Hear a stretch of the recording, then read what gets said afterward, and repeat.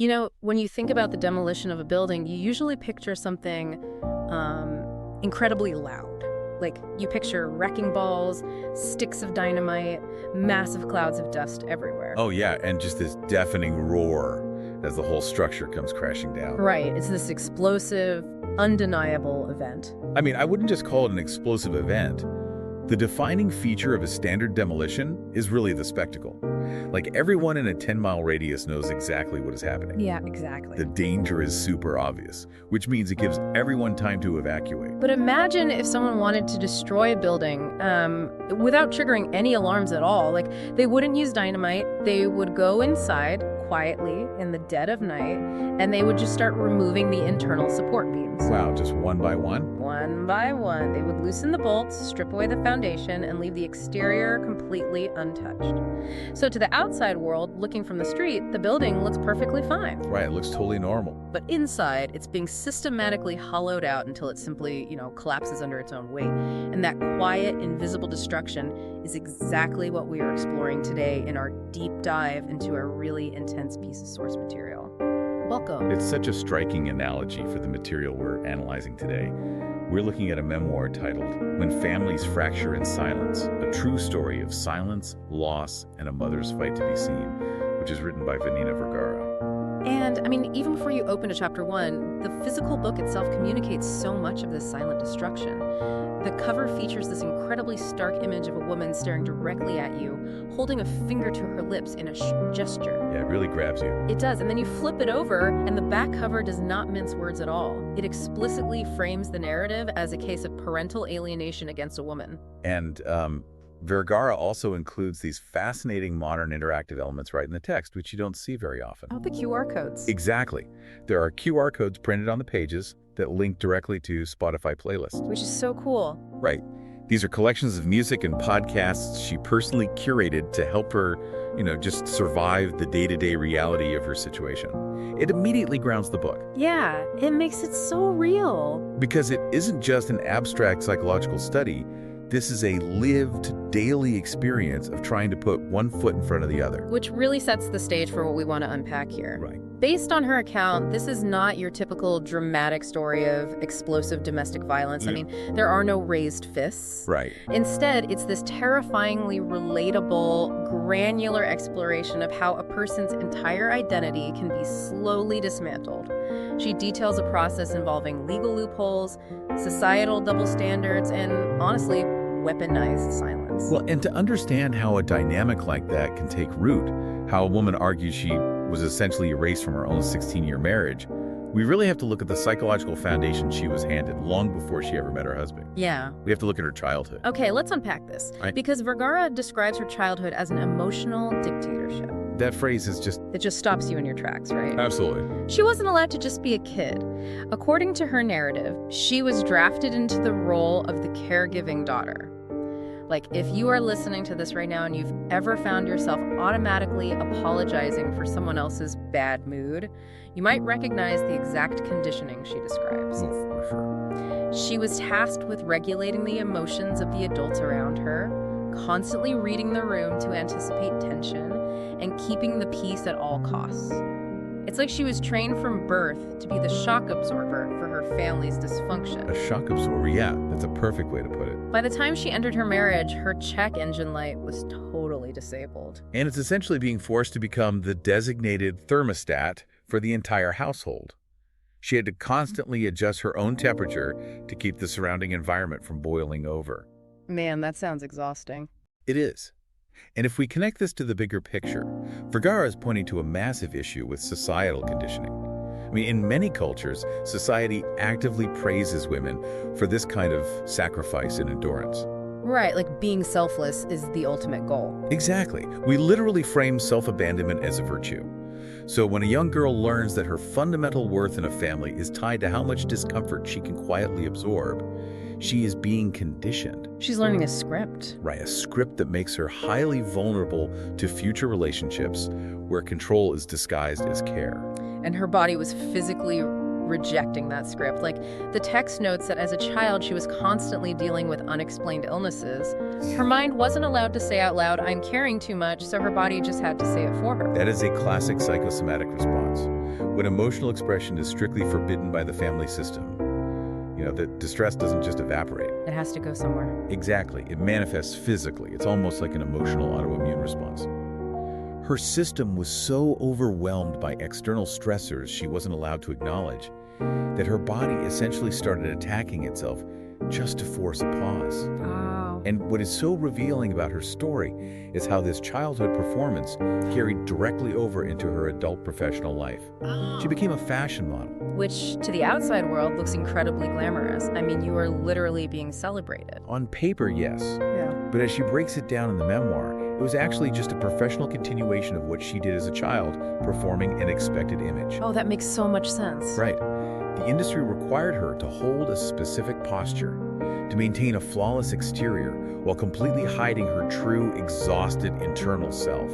She was getting paid to be an aesthetic object. So it was the ultimate professionalization of being seen by everyone, but not actually known by anyone. Precisely. So she enters adulthood, totally wired to absorb everyone else's pain and project perfection. What happens when a person with that specific psychological makeup enters a 16-year marriage that demands total compliance? Vergara describes the marriage as having a silence that passes for peace. And that distinction between silence and peace is the absolute core of coercive control. The absence of screaming does not mean the absence of abuse. Right. According to her account, the control was methodical and quiet. For example, she writes that her ambition and her desire to pursue higher education were labeled as scandalous within her home. Scandalous, just wanting to study. Yeah, scandalous. Yet, identical ambitions in others around her were totally praised. She argues she's subjected to a rigid, confusing double standard that was specifically designed to keep her small, dependent, and second-guessing her own reality. I do struggle with this next part of the book, though. Like, I really have to push back here. Okay, what part? She talks about being handed papers to sign blindly, powers of attorney exercised behind her back, which she says resulted in the total loss of her financial footing and eventually the loss of the very house where she raised her children. Right, the financial erasure.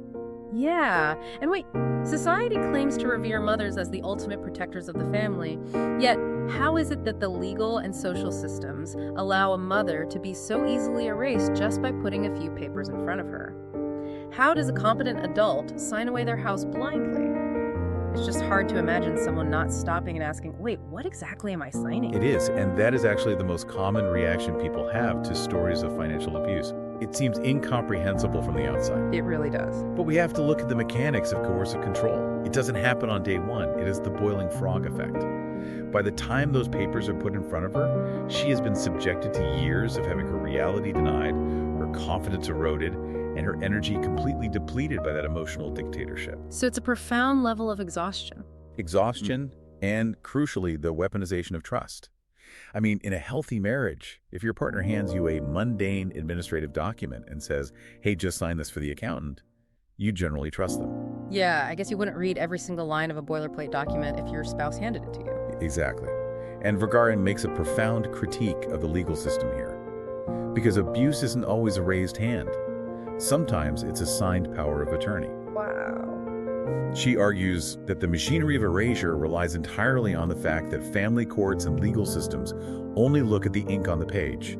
They're completely blind to the emotional coercion, the fatigue, or the power imbalance that actually put that signature there in the first place. So in practical terms, the person isn't technically breaking the law. They are using the law as a weapon. They are using standard, boring legal paperwork to legally siphon away her autonomy. Yes, operating entirely in the blind spots of the law.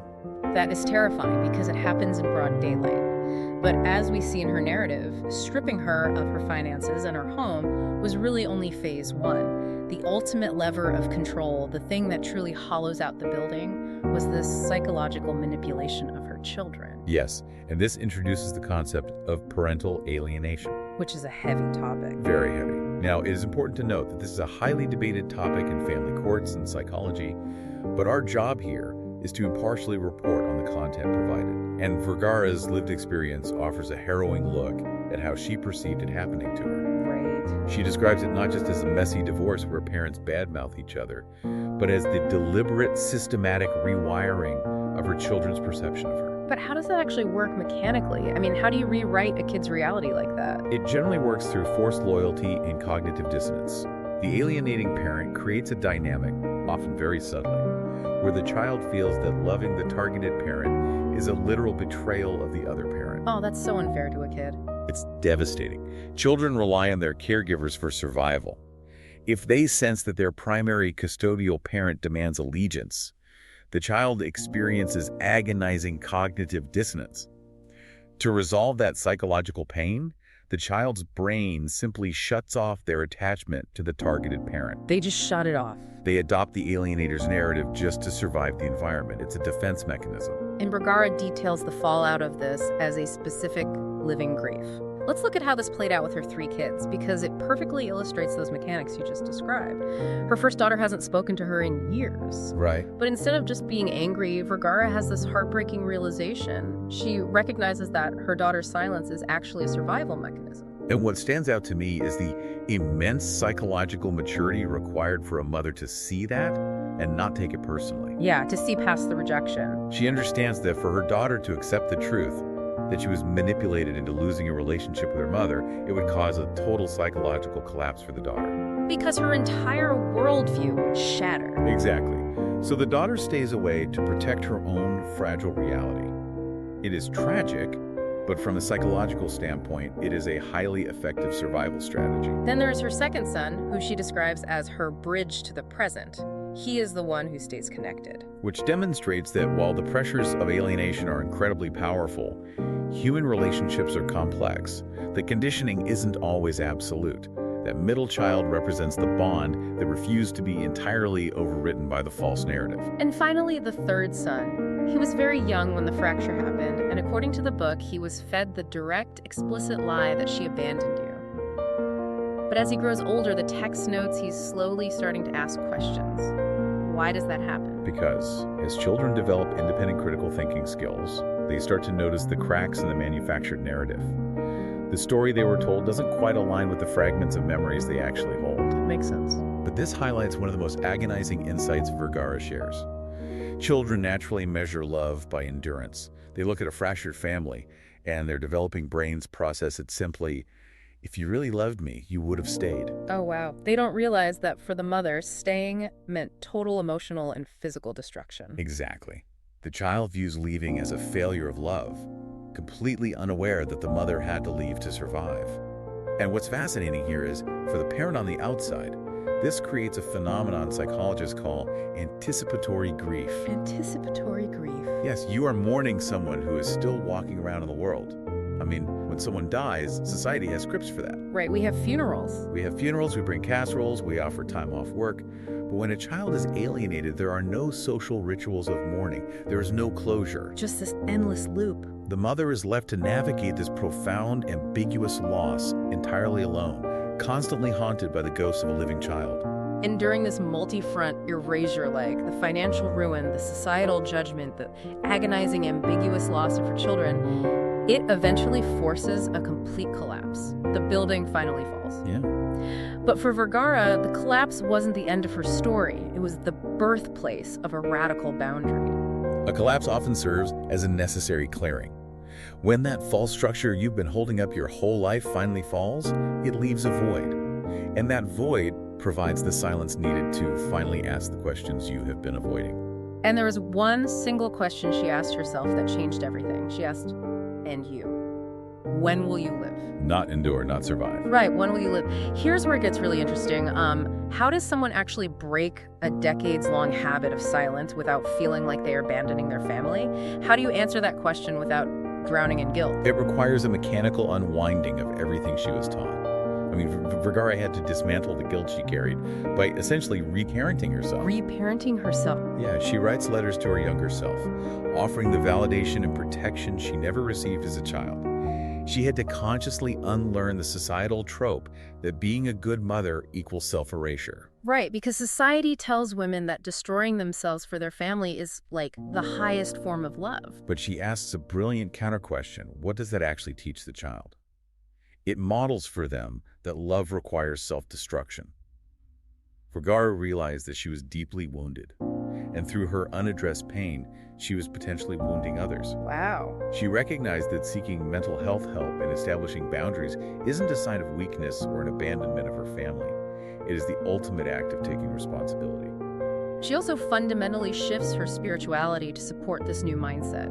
She writes about moving away from a heavy, rule-bound religion of fear that demanded her obedience and stepping into a personal faith of connection. A faith that doesn't ask her to shrink. Exactly.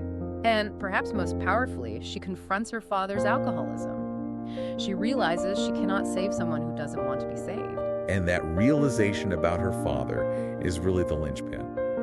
It proves she has finally installed her own internal warning siren. By accepting she can't cure her father's addiction, she definitively breaks the childhood programming of being the caregiving daughter. She just lets it go. She accepts that her peace cannot be dependent on fixing other people's chaos. So having cleared away all these false mandates, she has to construct a new identity from the rubble, an identity defined by her own terms.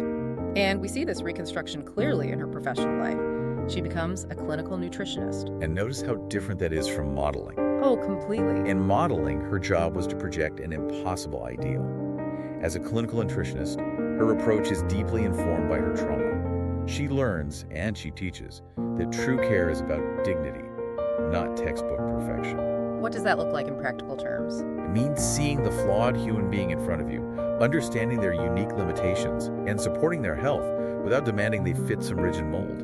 It's such a beautiful full circle moment, moving from performing perfection to facilitating genuine healing. She also meets a new partner, whom she refers to as the red thread of gratitude. That's a beautiful phrase. It is. And what's so poignant about his role in her book is actually his inaction. He doesn't swoop in to fix her, he just stays present. He just sits with her in it. Yeah, he offers consistency without demands.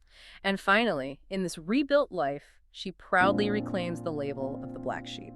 This raises an important question for all of us about what true belonging actually means.